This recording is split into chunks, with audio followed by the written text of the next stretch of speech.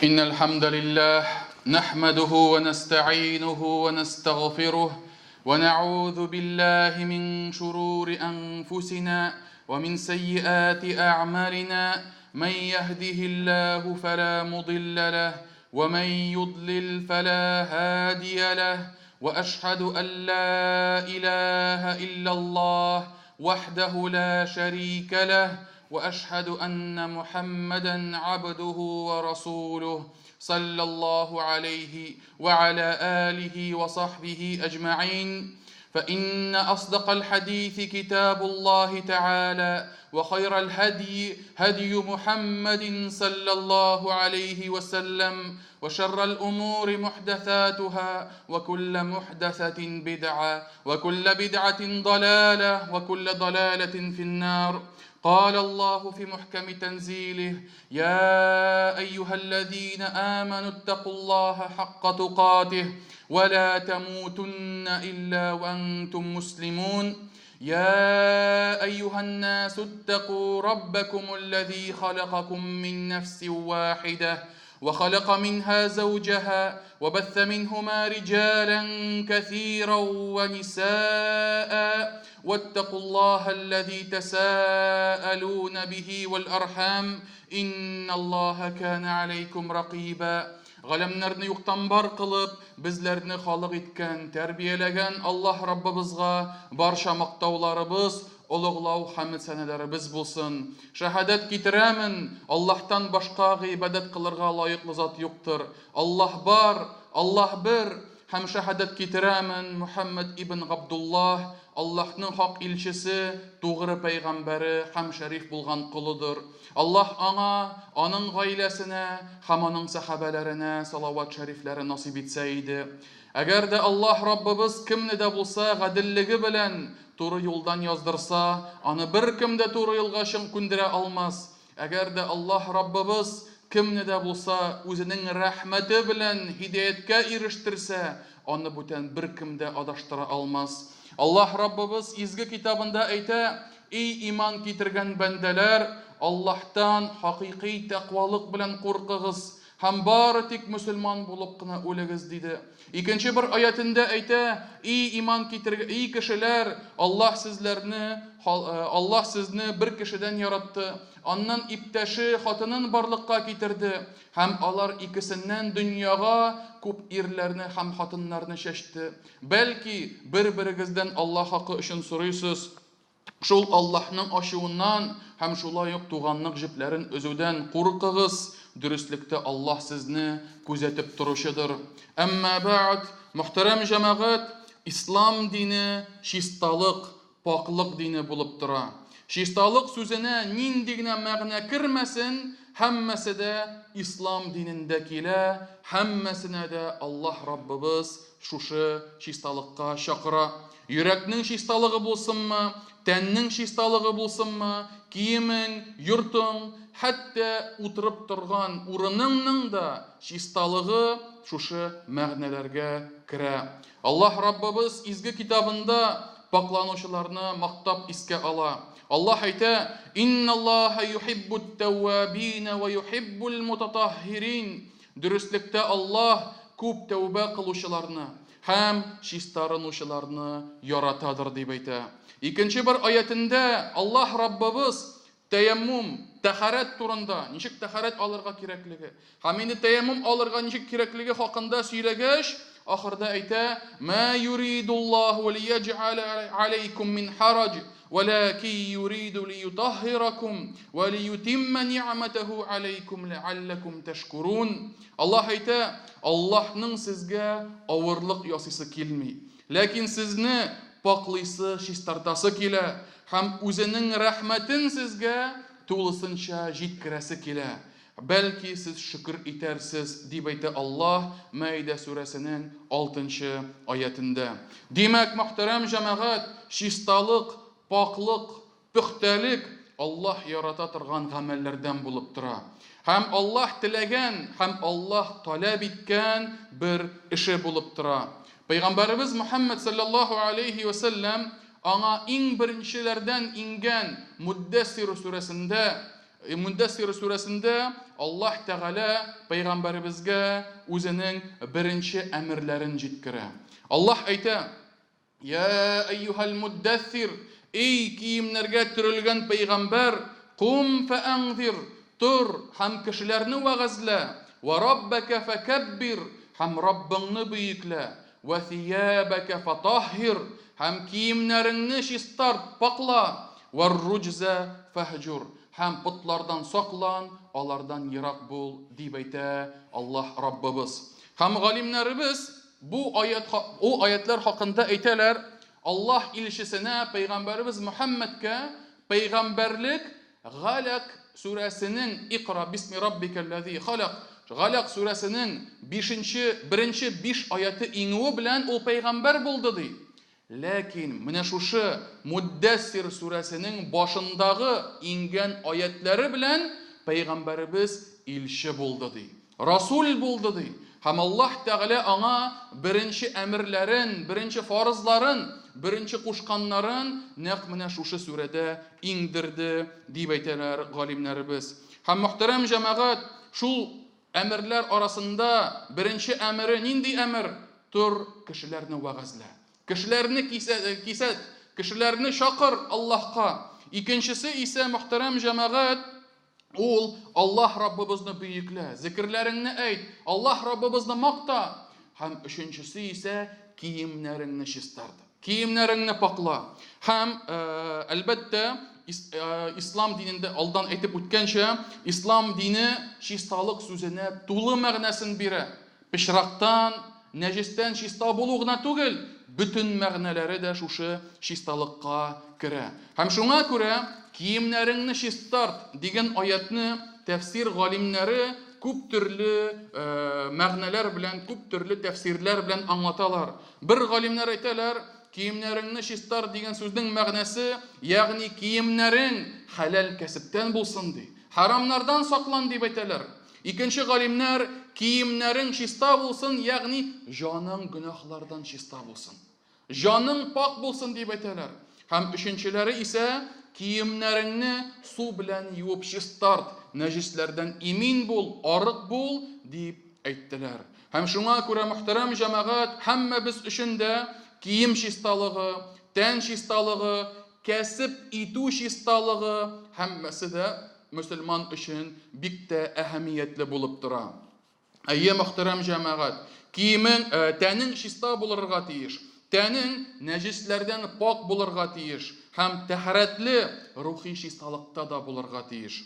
Һәм инде әлбәттә тәннең махсус әгъзаларын юмыйча тәһарәт алмасаң, намазың кабул түгел. Пәйгамбәребез Мөхәммәд саллаллаһу алейхи ва сәллям әйтте: Аллаһ ди, әгәр дә кеше пычранып тәһарәт алмыйча намазын укыса, кабул итмәс дип әйтә.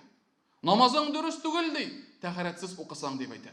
Димәк, тәһарәт һәм нәҗисләрдән тәнеңнең пак булуы ул намазның шарты булып тора. Шулай ук киемнең чисталыгы, киемнең пөхтәлеге ул да намазның шарты булып тора.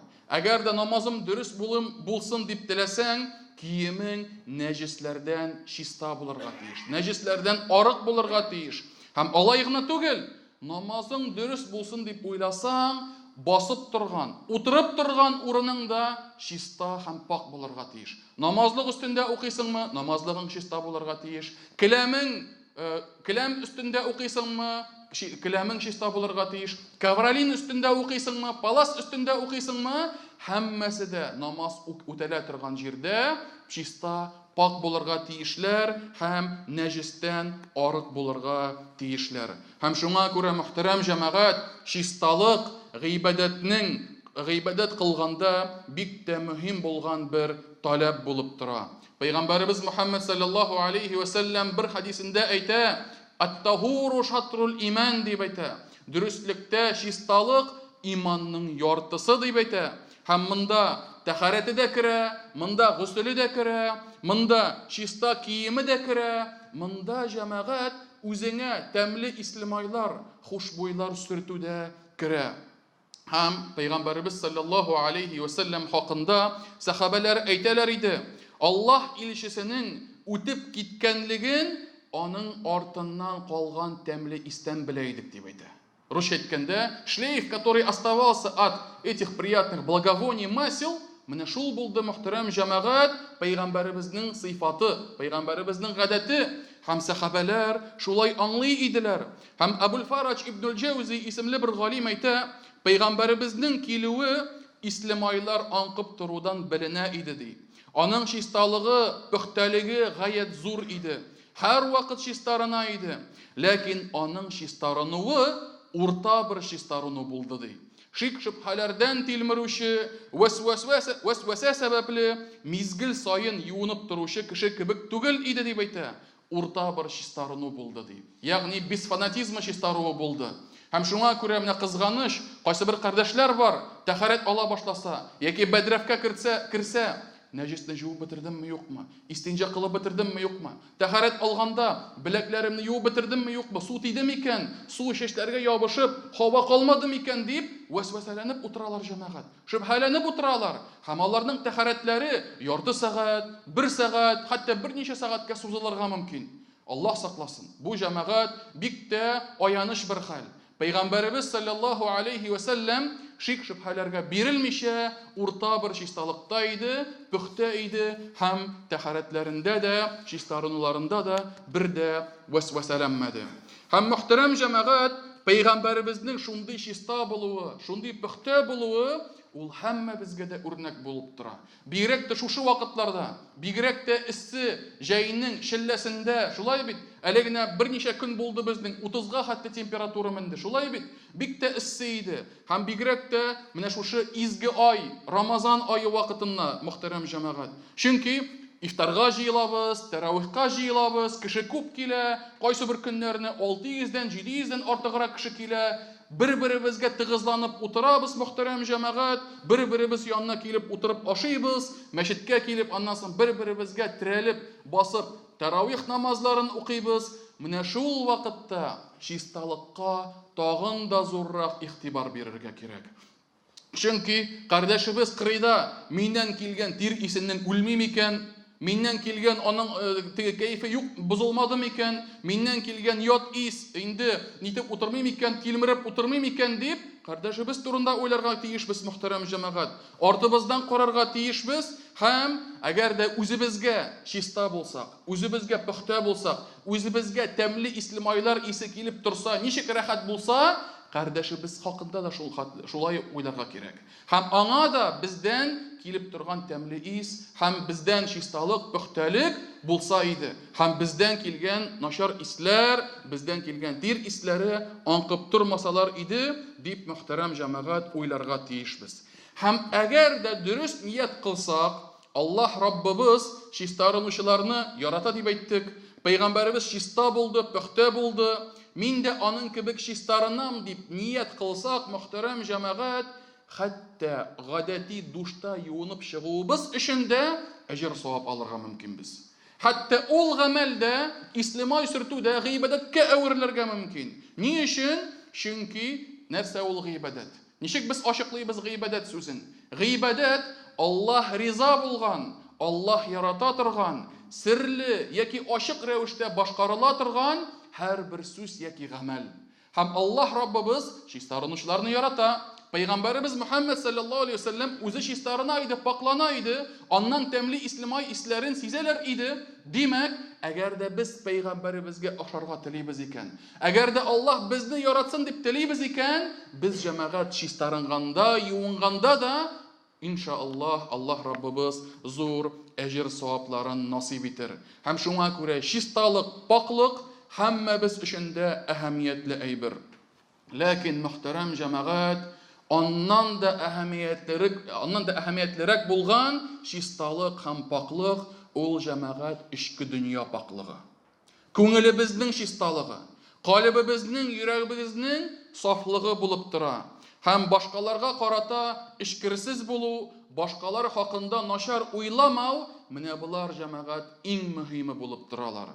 Пәйгамбәребез саллаллаһу алейхи ва саллям бер хадисендә әйтә, һәм бу хадис Сахих Бухари хадисләр җыентыгында килә. Пәйгамбәребез кешеләрне сүгүчеләрдән, фәхиш сүзләрен сөйләүчеләрдән, һәм ләгънәт кылучылардан булмады дип әйтелә. Пәйгамбәрбез саллаллаһу алейһи ва саллям бу сүзләрне кулланмады. Авызыннан бары тик зикр сүзләре, күркәм сүзләр, матур сүзләр чыга иде. Һәм җәмәгать менә уйлап карыйк, әйме?